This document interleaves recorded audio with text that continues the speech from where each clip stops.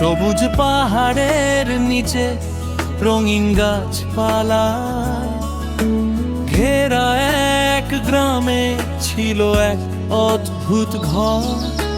ঘরটা দেখতে ঠিক যেন একটি বিশাল কুমড়ো। কমলা রঙের গোলাকৃতি সেই ঘরে ছিল নীল দরজা, গোল জানালার আশেপাশে ফুটে থাকা শরতের ফুল।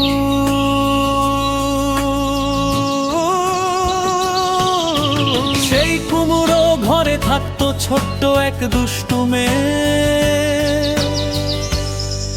পিকু। পিকু খুব হাসি খুশি, তবে একটু দুষ্টু।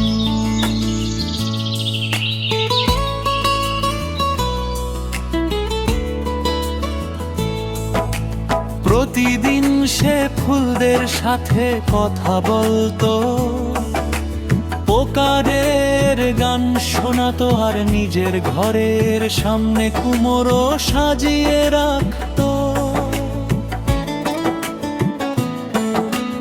একদিন সকালে পিকু দরজার সামনে দেখলো একটা চকচকে খাম, তার ওপর লেখা কুমড়ো ঘরের সাহসী বাসিন্দার জন্য জাদু চিঠি। পিকু তো অবাক, চিঠি খুলে দেখে ভেতরে ঝলমলে একটা নোট। আজ সন্ধ্যায় পূর্ণিমার আলোয় আসবে তোমার নতুন দায়িত্ব।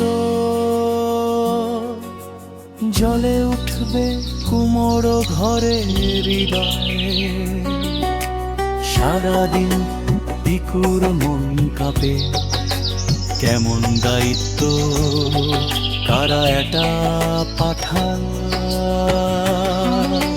সন্ধে হলো, চাঁদ উঠলো, হঠাৎ কুমড়ো ঘরের ভেতর থেকে টিং টিং শব্দ।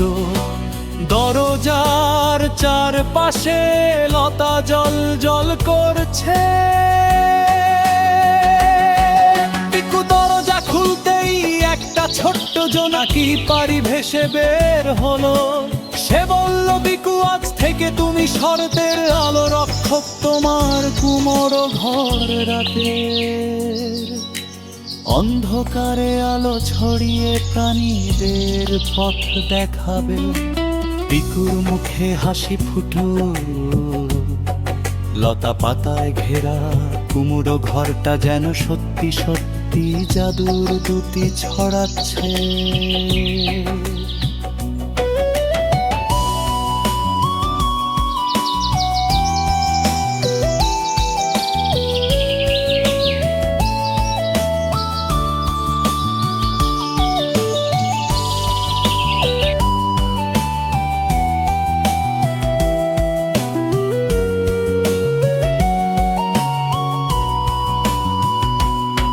সেই রাত থেকেই পথ হারানো খরগোশ, ঘুমুতে যাওয়া পাখি, এমনকি দূরে পেঁচাদের জন্য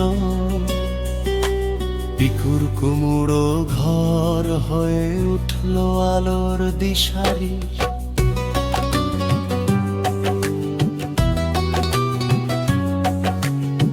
গ্রামের সবাই বলতো, পিকুর কুমড়ো ঘর শুধু ঘর নয়, এটা হলো শরতের জাদু বার্তা।